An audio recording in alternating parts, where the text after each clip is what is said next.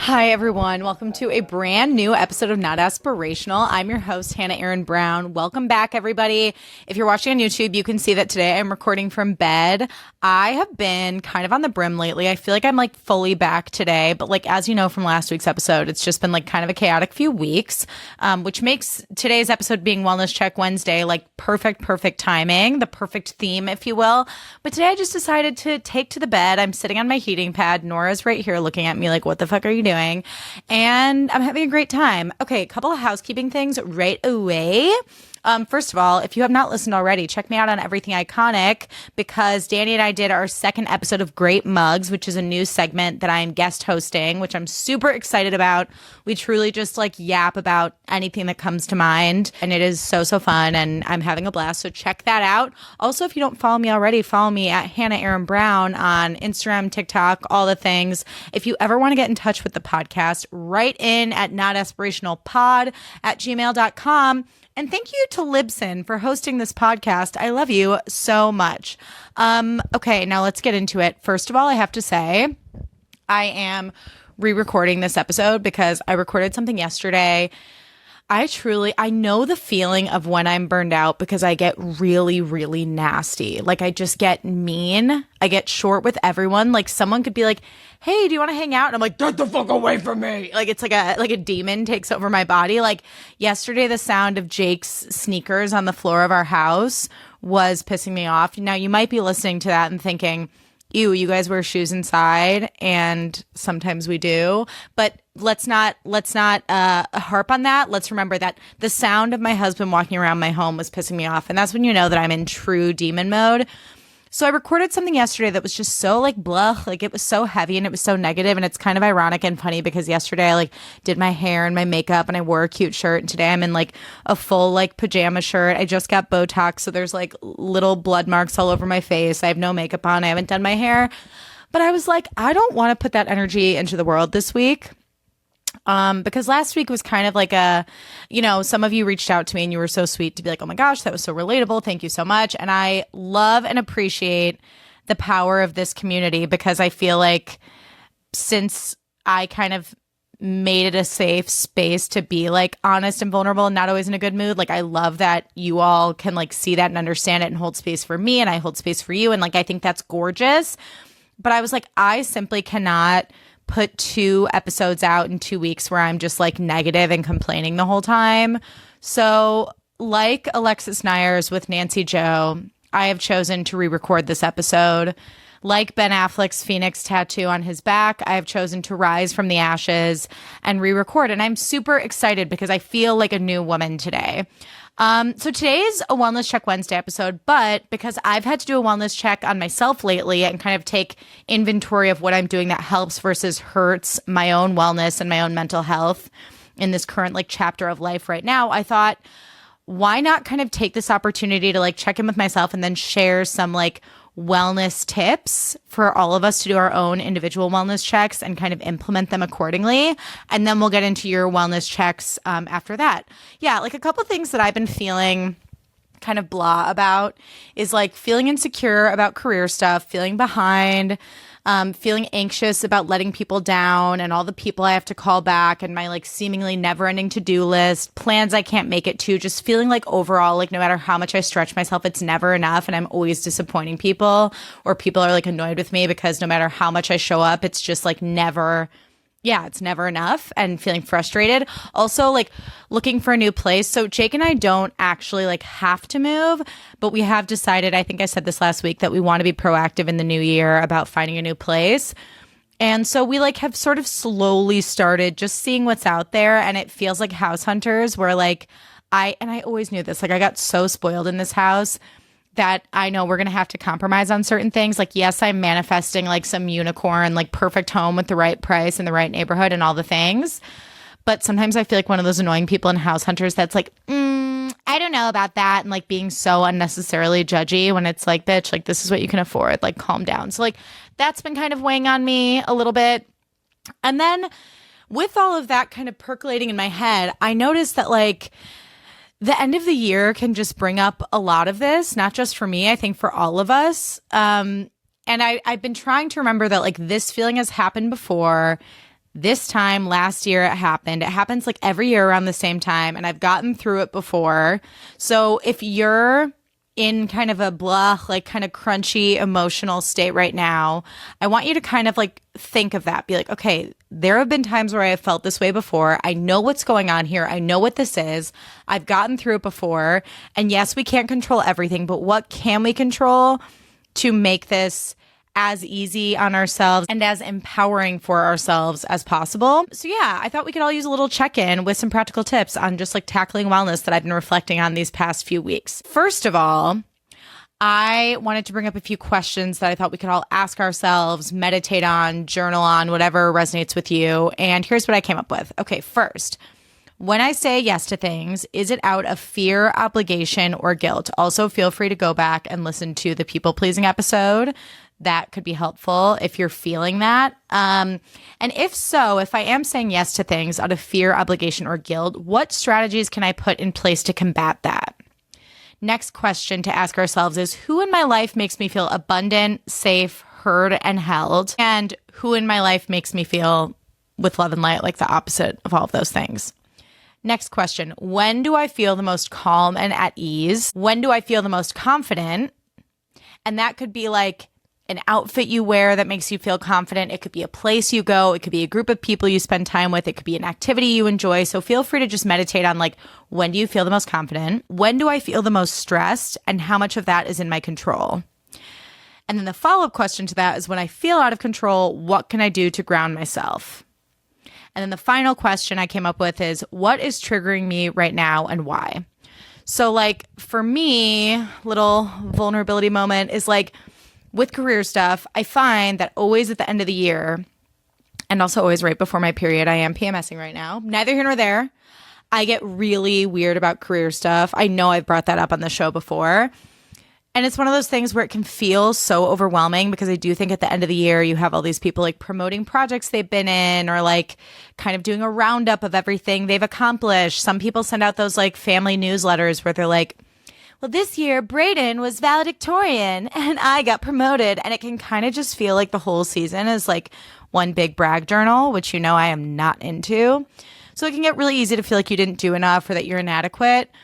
But I think it helps to just remember like, oh yeah, like this happens every year, like I said earlier, and it's okay. And like how much of this feeling is real and is actually grounded in truth and grounded in like the actual fact that I, quote, don't do enough or didn't do anything or I'm not far enough in my career, and how much of it actually has to do with just like the feelings of this season, the circumstances of the season, those end of year vibes. Because I would argue that if we were all to, I was just talking to a friend about this, shout out to Tess, if you were to write down like everything you did this year, you would be like, damn, I've done a lot. Like I've actually accomplished a lot. But it's so easy to get, you know, we get that newsletter from our neighbor about all the cool things that her and her family did. And like, we went to Cabo San Lucas as a family. And you're like, okay, Trish, like, congratulations.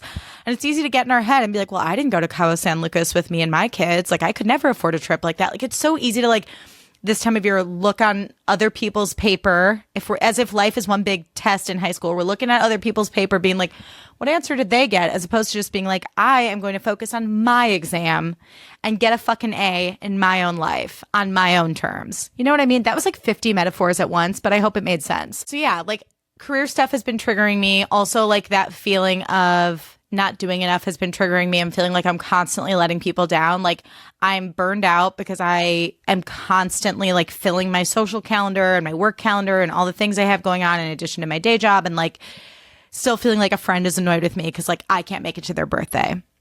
And that sucks because I'm like, but I am showing, I'm showing up for as many people in my life, sometimes at the detriment of showing up for myself. And I do think I've seen this argument online where people are like, we've gone too far with being like, you don't owe anyone anything. You know, you should prioritize yourself and your well-being above everything else.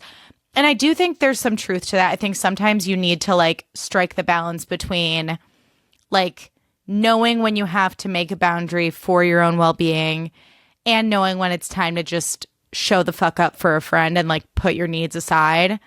Like if it's one of my best friend's birthday dinners and I don't have anything else going on, but I'm like really tired, I'm going to show up to their fucking birthday dinner with a smile and be like, happy birthday. Now, if there's something social going on and you have an important work event that's like huge for you and you're like, I can't make it to that, I have to go to this, and your friend gets pissed, that's a problem to me. So, you know, it's nuanced, but I do think taking inventory of like, what can I scale back on that feels right in my spirit? Like, what do I feel obligated to go to versus what I actually like know that I should in my heart go to? I think those are two very different things. And I think this time of year during the holidays when it gets so busy with friends and family and office Christmas parties, I think it can get really hard to like zero in on what you actually have to do, want to do, and should do versus coming at all these events from this place of like scarcity and people pleasing. And you know what? Can I just say something? I had to grow up prepared, but this one just came up off the cuff. And so we're going to do grow up right now. Grow up, bringing up more plans that you should make with someone while you are having plans with them. I can't fucking do it. I have been in friendships before where we'll literally be hanging out and they'll be like, so we got to get drinks soon. And I'm like, babe, we're at drinks right now. Like, I don't want to feel like I have a fucking standing appointment with someone just for the sake of being like, we're friends. It's like my closest friends, like my true ride or die friends are the friends where I'm like, we have nothing on the books, but we know we'll make it happen. But the constant hounding to add another plan to the book, I can't fucking do it. I don't have time. And sometimes I'm going to say no in favor of cuddling with my cat in my bed because that is what my soul needs. You know, I only have so much social battery. I can't be constantly filling my calendar with plans just so that you can feel like confident in our friendship. Like, grow up. Enjoy the plans while you're having them and don't bring up new plans while you're already at the plans because it makes me feel like it's never enough. And that's a shitty feeling in a friendship. So grow up. That felt good. And it might have felt a little pointed. And it is what it is. Okay, so let's get into wellness tips. So the first one is self-care related. And the thing that kind of like ushered me into thinking about this was like, I'm preparing for BravoCon. I leave next week. It's my first BravoCon. I'm super excited.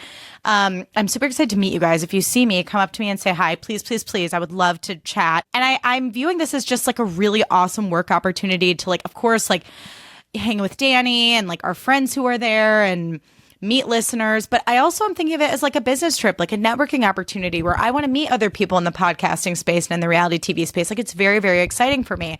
So with that, I've been thinking like, oh my God, I want to feel really confident. I want to feel really great. I have to get my hair colored. I have to get a spray tan. I have to get, a haircut, my nails done, Botox, whatever. And my outfits have been sending me into a tizzy. And I was, again, shout out to Tess. I was talking to my friend Tess about this. She, by the way, co-hosts a podcast called Right Answers Mostly, which you should listen to. She co-hosts it with friend of the podcast, Claire Donald, and it is amazing. So you should listen to it. But Tess and I were talking about this because I was like, we'll send each other like outfits and be like, what do you think of this? What's the vibe? Like, should I buy this? We're both like very into fashion. And I was like, I am crashing out because I cannot pick out outfits for BravoCon. Like I feel like every time I order something, it just doesn't fit me right and I don't feel good. And I got this pair of pants in May and I really want to make them work, but I don't think I can. And it feels like it was a waste of money because I've had them since May and I've never worn them, blah, blah, blah, blah, blah.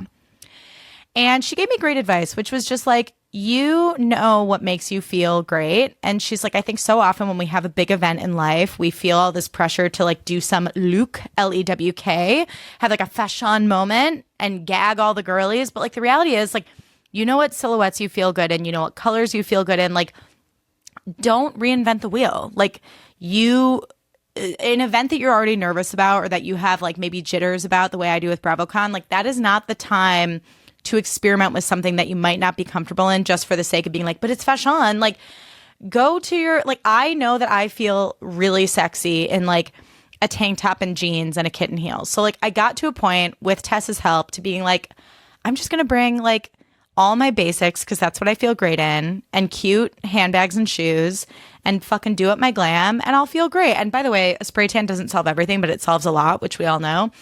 But all this to say, ask yourself what your non-negotiables are when it comes to you feeling great. So I have friends who like have to have their nails done. I have other friends who rely on their facials. Now, my personal problem that I'm experiencing right now with all this BravoCon prep is I want it all. So I have to like strategically sprinkle my self-care, like beautifying things throughout the year because, you know, money is real and it's annoying how expensive it is to be hot. By the way, like if you see me at BravoCon and you think I look like ass, like do not tell me because I cannot think of the last time I spent, actually I can. The last time I spent this much like time, energy, and money into like feeling and looking good was my literal wedding. So hopefully I feel great. But anyway, I digress. Don't feel bad for investing in those things and those little self-care rituals because I really do believe like even if we can't afford all of them at once, like I get my hair dyed like twice a year. I get it cut twice a year. I get my nails done only for occasions at this point. But like it does change how you move through the world. So I think taking stock of like what those self-care rituals are that make you feel really awesome and budgeting for them accordingly is important in your own wellness. And I do think that those things, they can so easily be written off as like frivolous, especially by like men. They don't get it.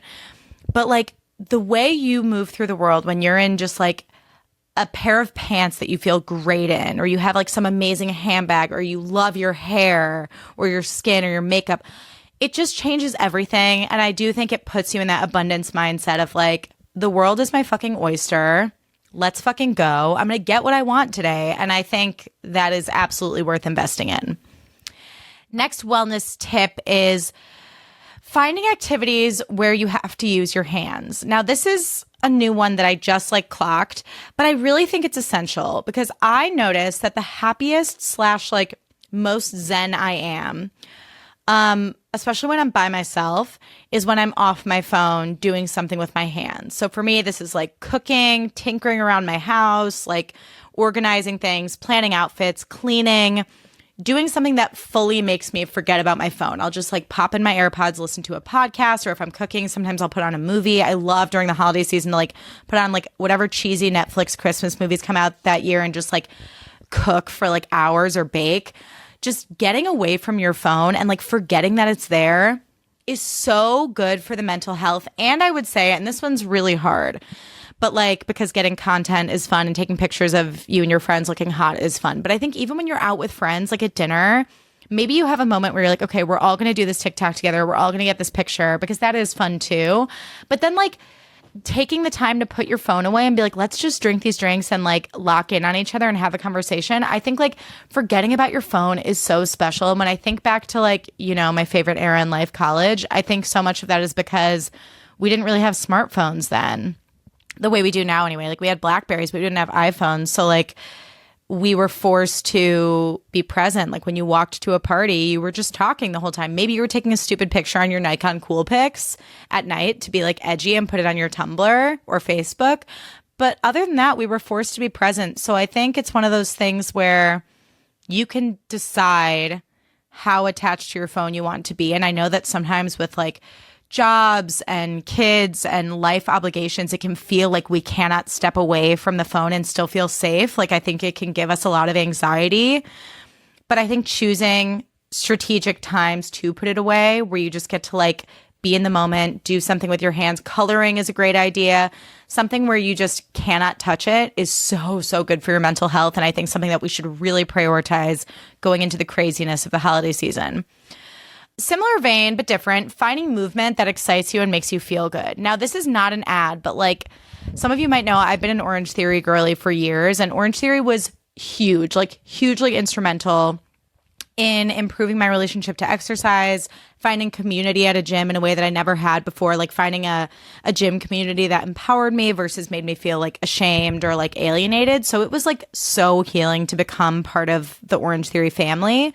But I was getting a little bit like uninspired, which I've already talked about on the show. And ClassPass has been something that I like recently added into my schedule. I like decreased my Orange Theory, added ClassPass in. Can't remember if I already told you guys that. I think I did. But finding different types of movement has been really, really fun. And like kind of tapped into that inner child headspace of learning something new. Like I went to a pole dancing class by myself and I sucked and I just like giggled my way through the whole thing. But it was fun and it put me out of my comfort zone because I'm not someone who's comfortable being like overtly sexy, but just seeing all these women looking so hot in their element, being sexy and trying something new was really fun. And it was so much less about the performance of it or even like, I'm going to the gym today and I have to, I'm doing this to exercise so that I can look this certain way. Like it wasn't attached to an outcome. It was more just, I'm going to move in this way that excites me and interests me.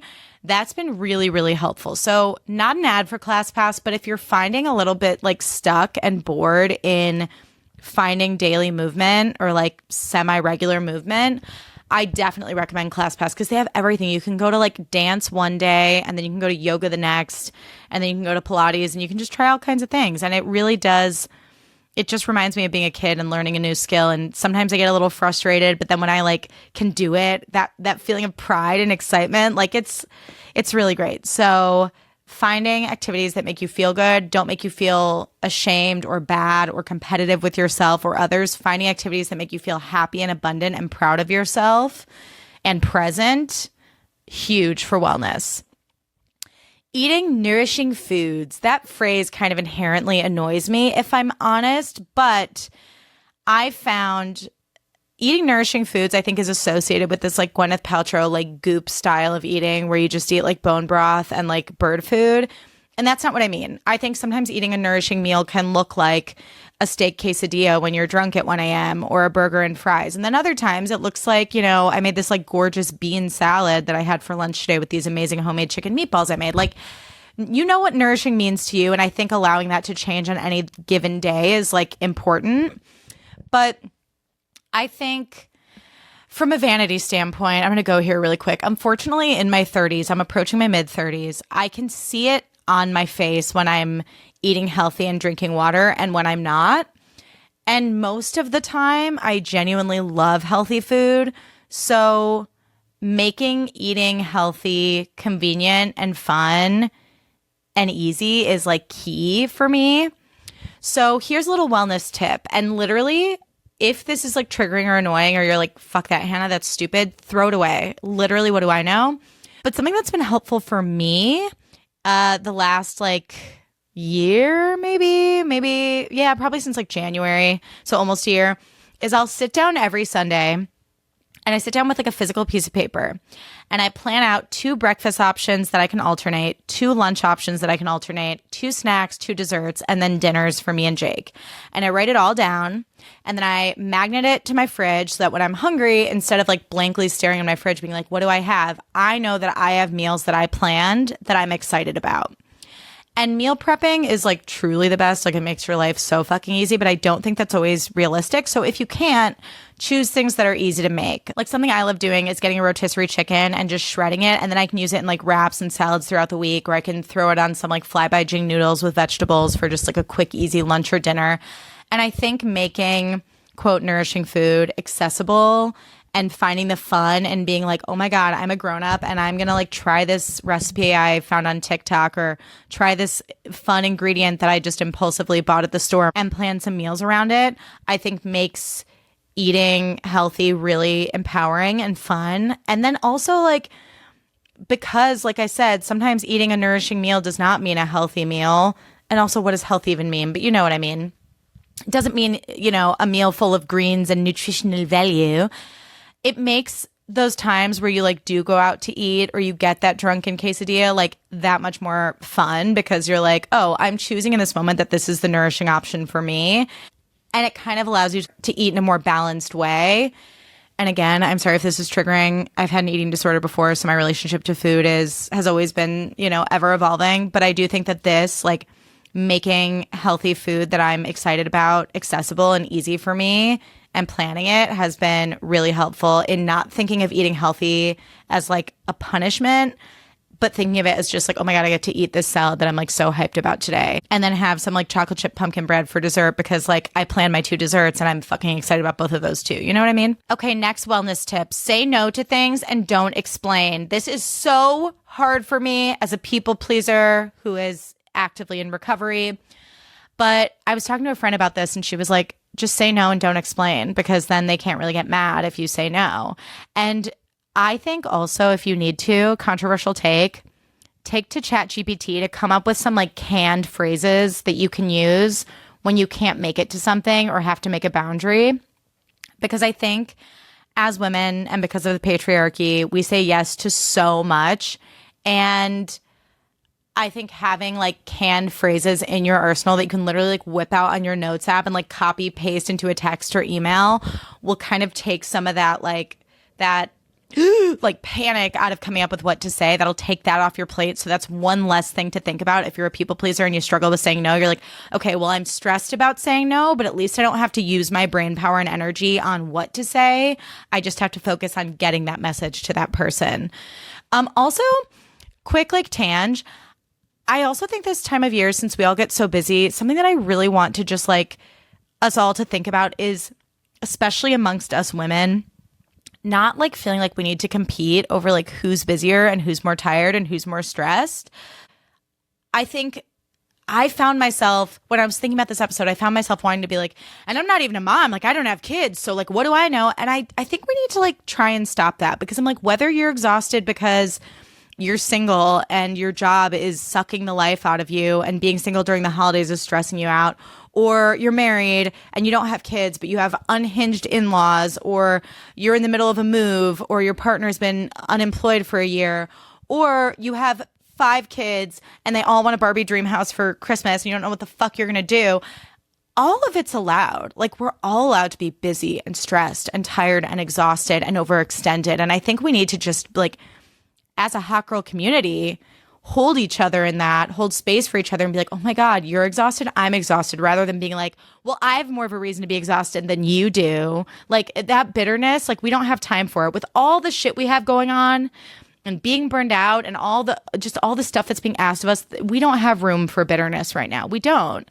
We need to find room for community and understanding and compassion for each other and just be like, oh my God, I'm so sorry that your kids are exhausting you. And then that woman says, and I'm so sorry that your mother-in-law is a bitch. You know, how beautiful is that? Okay, moving along. Next wellness tip is identify things that make you feel really good about yourself. Now, these can shift. And this, I'm not talking like beauty treatments on this necessarily. So these can shift, but these are things that you know you can do to make you feel good about yourself so that when you're feeling down or out of control or not hot, you can return to them. So for me, it's like a walk, a tan, eating something healthy and yummy, doing my hair and makeup, and getting dressed in like a real outfit. All those things usually like center me again when I'm feeling like out of control and stressed. And you can find what that list looks like for you. And again, it can shift depending on the day. Like there are some days where like the last thing I want to do is apply self-tanner or get ready, but I would love to go for a walk. So not holding yourself to like all of them necessarily, but just knowing like these are the things that I historically know make me feel better, and just picking one to focus on when you're feeling like, about the state of everything, your life, the world at large, etc. Okay, next wellness tip, mute people on social media. I went on a muting spree over the weekend where I just muted anyone that made me feel any sort of crunchy feeling. And it's not something you need to explain. It's not mean. You're not sending bad vibes to anyone. You're just saying, I can't look at that right now.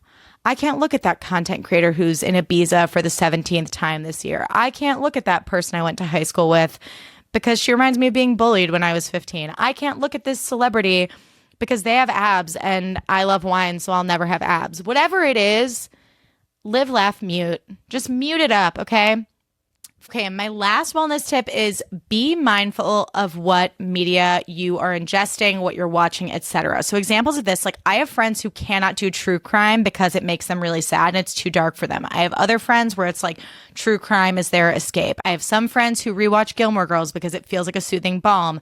I've rewatched Roni and Vanderpump Rules 75 times. I'm currently really into Sin City Rehab because HGTV I found is like actually the quickest way to really turn my brain off. Like it's like a lullaby to me.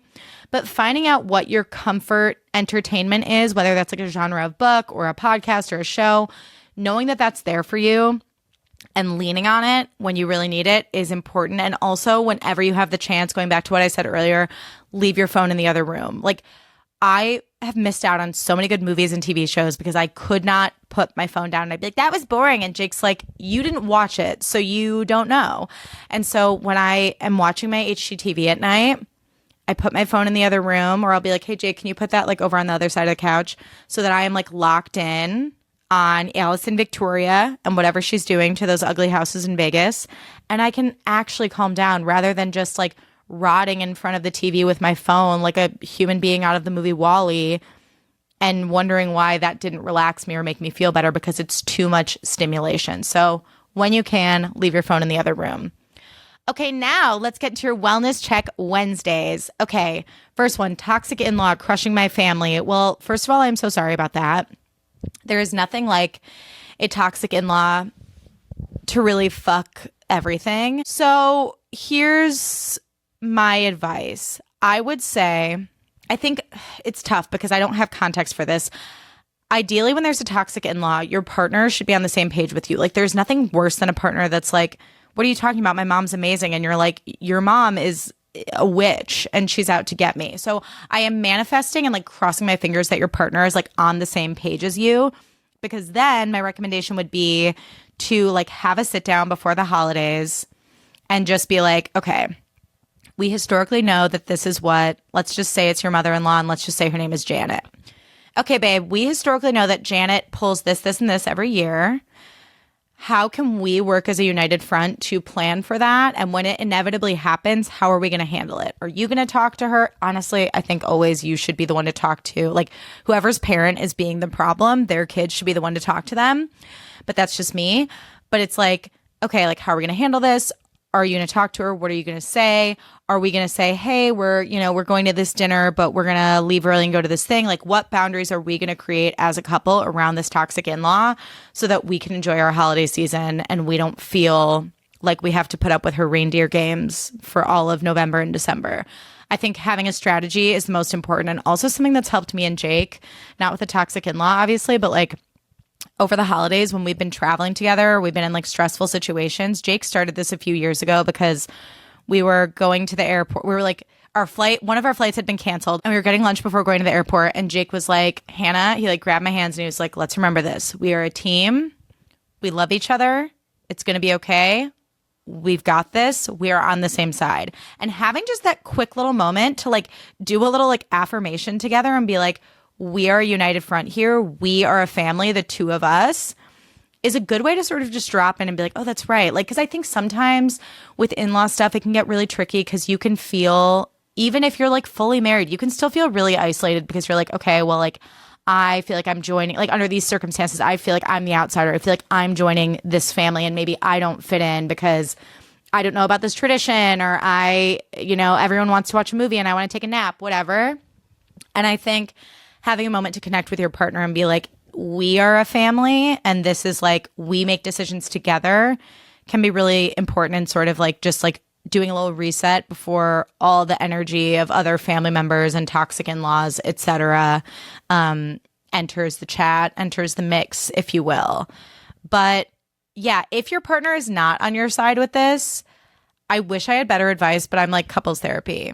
And I think then having a conversation with yourself of like or communicating with your partner and being like, okay, I understand that you don't see Janet this way. Here's how Janet makes me feel. Here's how this thing Janet did made me feel. And here's how I'm going to handle it. And even if you don't understand or you don't see it, I do need your support in me advocating for myself and me taking the space that I need in order to be okay. Like, that's the least your partner can do. So I'm thinking of you this holiday season. Toxic in-laws are a bitch, literally and figuratively. So hang in there, babe. Need your thoughts on the new Lily Allen album.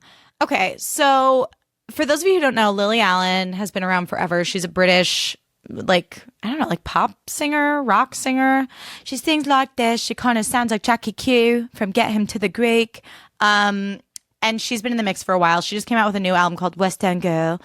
And she basically dragged David Harbour and very much exposed that they had a very unhealthy, toxic marriage. They are no longer together. So let's get into it a little more. My sources are these two creators on TikTok, Sloan Hook and Mamma Mia Out Loud podcast. So according to them, Lily Allen wrote the album in 2024. She and David Harbour met on Raya. They got married in 2018.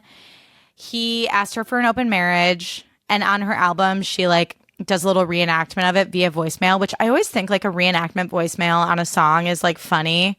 Like when Alicia Keys did it in like, you don't know my name. And she's like, hey, is this Michael? It's me. Yeah.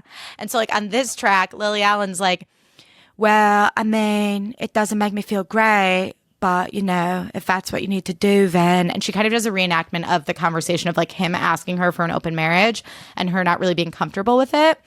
But their rules were like it was supposed to be discreet, only strangers, no one they knew. But I guess David Harbour was like a total asshole about it, like hooked up with this young costumer named Natalie and brought her to their home. And Lily Allen says how she tried to be a modern wife and a non-monogam mommy.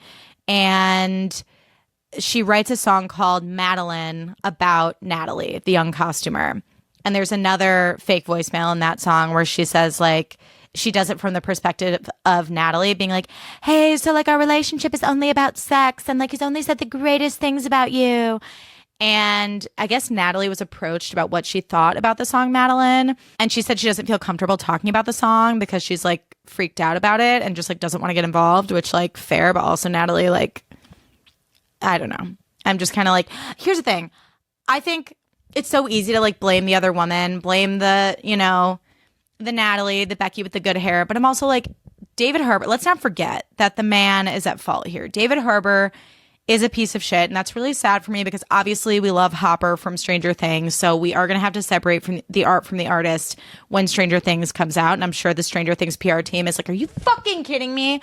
But it sounds like David Harbour was a dick. And we don't know what he told Natalie about their agreement. Like he could have easily lied to her. It happens all the time. So I think we should focus on David Harbour being a piece of shit and not like shitting on Natalie, aka Madeline. But yeah, Lily Allen talks about how he brought Madeline to their home. There's also a lyric in the song West End Girl where she talks about how she booked a play, like the lead in a play. And she's like, I have to go to London for it. And he got weird about it and was like, well, I should audition too. And she's like, what? That's deranged. You shouldn't. So like, it seems like he was very just like small dick energy and threatened and insecure and just needed to get his dick sucked, like metaphorically and literally, to feel like a man, which is so lame and like so disappointing. And in the song Pussy Palace, she talks about how she finds out that he rented an apartment in the West Village. And her lyrics are, I didn't know it was your pussy palace. I always thought it was a dojo. I found a shoebox full of handwritten letters from broken-hearted women wishing you could have been better. A Dwayne Reed bag with the handles tied. Sex toys, butt plugs, lube inside. Hundreds of Trojans. You're so fucking broken. How'd I get caught up in your double life? Woo! Messy. So how do I feel about the new Lily Allen album? I am always here for a public dragging of a man. Now, with this album coming out, a lot of people have been like, well, Lily Allen did this, and like Lily Allen's a bad person. And for me, I'm like, guys. Both things can be true. Lily Allen can be, my Chicago accent just came out so big. Lily Allen can be a piece of shit. I heard she like essayed Zoe Kravitz, not okay, horrible. And also David Harbour can be a piece of shit too. And on that hand, like on one hand, I'm like, when I see two assholes get together, I'm like, great, like get them out of these dating streets, get them out of the way so that normal people can date each other, because let them be nightmares together, like in private, instead of like spreading their toxicity throughout the land. But yeah, I mean, in theory, I love the public dragging of a man. There was a time when I was in my 20s and I was hooking up with a guy and I knew he wasn't into it anymore, and I like gave him an out, and then he was like, no, I like you. And then I found out that he was hooking up with a girl we worked with. And so I did the mature, mentally well thing, which was I wrote about it on my Tumblr and then I published it to Facebook. And this was like right after Lemonade came out. So I was like, oh my gosh, like, I ain't sorry. Like, this is my, like, I'm so empowered. And it was so dramatic and insane. And I didn't know why no one at that job wanted to fuck with me anymore. So in that case, it was like one of those things where, I mean, granted, I was like 25. I was too old to be doing it, let's be honest. But it was one of those things where in the moment, it was this like moment of catharsis being like, well, fuck you. And then like releasing it into the world and looking back, I'm like, ooh, like I wish I had the foresight to like process my pain privately instead of like putting it out there. And I guess as far as how I feel about the album, I'm like, yeah, I love the mess. I love the gossip of it all. And I guess whatever's best for Lily Allen is what she should do artistically and creatively. Would I do it? No. But I also am constantly fighting the feminine urge to, spill all my most personal, deep, dark secrets to everyone. So like, who am I to judge? Like I'm physically incapable of shutting the fuck up, which is why I have a podcast. You know what I mean? So yeah, I'm here for the mess. I don't think Lily Allen's a good person, but I'm here for the mess. Okay, next. Bombed an interview, but couldn't be more proud of myself and my morals. Fuck them. Short and sweet answer on my end here. Proud of you. I think it's so easy, especially in this economy, to be like, oh my God, oh my God, oh my God. I want these people to like me. I want the job. Money is a real thing. I'm stressed about it. But also, like, I think we all need to remember anytime you're interviewing, it's not just a vibe check for them with you. It's a vibe check for you with them. And if you didn't feel a good vibe with their morals, their energy, whatever, you are completely in your right to be like, yeah, I'm out. I actually recently was put in touch with a potential gig. And the second I jumped on the call, I was like, our spirits don't agree. Like, I don't think they like me. I don't feel comfortable. But there was that part of my brain that was like, oh my God, I should make this work. I should make this work. It was that people pleaser piece. That's hard to say. And the money of it all. But you need to trust yourself. So I'm happy that you're feeling empowered, being like, I bombed this, but I don't fucking care, because that's the energy I want to bring into 2025. So thank you for inspiring us. Currently unemployed because I quit my job in a crash out. Now getting all the denial emails. Okay, similar vibe here. I can't tell you how many times I've wanted to quit a job in a crash out. I have had many crash outs and I've been encouraged to quit. I haven't actually had this like, fuck you, I'm leaving moment, but I've wanted to. Quick tangent. My sister knew this guy in high school who worked at Jamba Juice. And at Jamba Juice, like you have to write the person's name on the cup. And I guess this customer was giving him a really hard time. So he wrote dumbass on the guy's cup and then whipped off his visor and apron and threw it away and left. And I was like, that is iconic. Like that story never left my spirit. I was like, if you're going to go out with a bang. So it's like, yeah, maybe right now you're like regretting going out, in a blaze of glory, but don't. It is what it is at this point. And obviously, you were driven to a point. I think it's so easy to be like, damn, I should have been more professional. But professional sometimes, not always, but sometimes is code for just like being a robot. And it's like, I'm not an AI human being. I've been pushed to this point. I'm having an emotional response to your behavior and you mistreating me over the course of time. So like, fucking sorry that I'm angry and I quit. Now that said, I can also understand why you're like, but I'm getting the denial emails now and that feels shitty. But I truly believe, crash out or not, leaving this job that clearly was not good for you, was not making you feel good, is clearing space for something better to come through. And I know the denial emails are tough, but I do think, and I literally don't know what I'm talking about, but I'm manifesting this, that things might be a little slow right now because people are busy with like holiday stuff and wrapping things up for the end of the year. But I have no doubt that either before the end of the year or early January, you will find the perfect gig for you and things will pick back up again. And it's going to be so much more aligned and so much better. And same with our previous listener who bombed the interview because it didn't align with their morals. Like you will both find something that is so much better for you. It is truly making its way to you at 100 miles an hour as you listen to this. So just keep the faith, hang in there, take care of yourself, stick to your guns. And I'm proud of you. I'm proud of you for going out in a blaze of glory because so many of us dream of doing it and so few of us actually do. But you and my sister's friend who wrote dumbass on the guy at Jamba Juice's cup, you're an inspiration to us all. Okay, our last Wellness Check Wednesday is a really exciting and spicy one. It's broke my 12 plus years celibacy with a dude 10 years my junior. Your girl is thriving in the Cougar era. That is so exciting. That is so exciting. I have a Cougar crush, as you all know, and that's Milo Manheim. And the thought of like if I weren't married and I were celibate for 12 plus years and then I broke that with Milo Manheim, like a hot guy 10 years my junior, is like, ooh, it's spicy, it's sexy, it's hot. And I love you for just like, I'm inspired, honestly, by you being like, my sexual journey is my own. It's no one's fucking business. I didn't want to do it for 12 plus years, and now I do. And I'm going to do it with someone that turns me on and excites me, and now I'm sexually thriving. I think there's way too much conversation around the frequency of women having sex. Like, I get really pissed off when I see like conversations in TV or films or media being like, you should be, like if you're not having sex like at least once a week, there's trouble in paradise. Like, there's a problem. It's like, guess what? Like, maybe not. Like, you don't know my life. You don't know anyone's life. I think making like sweeping generalizations about what's like healthy sexually is so annoying. And it's because it's so personal and so individual and so dependent on many, many things, especially for us women. It's so like cerebral. And so I'm thrilled for you that you were celibate for 12 plus years. If that was your journey, like live, laugh, love. And I'm thrilled that you're getting dicked down by a hot young man 10 years your junior, especially going into the holiday season. I don't think we talk enough about how the holidays are really horny. Like, people always refer to it as like cuffing season, and I think people think of summer as like a horny season, but I think the holiday season can be horny in a really fun way where you can get like slutty little like lingerie and do a full like the OC with Summer and Seth in the comic, like a little Eartha Kitt Santa baby like performance, like a little Sabrina Carpenter slutty Betty Boop moment. You know what I mean? You know what I bet Sabrina Carpenter is doing this holiday season for her lover, if she has one? She's probably dressing up like a slutty Cindy Lou Who. That's kind of gross.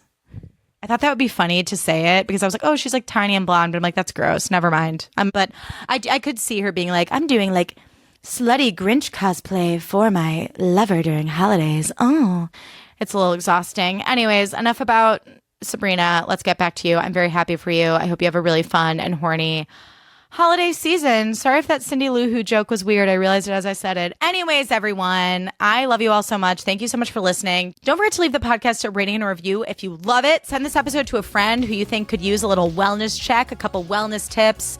And thank you all for being here. And you can watch full episodes on YouTube if you haven't. Check that out. Subscribe. And I love you all. Oh, follow me at Hannah Aaron Brown on everything if you don't already. And I love you all. And I will see you soon. Bye.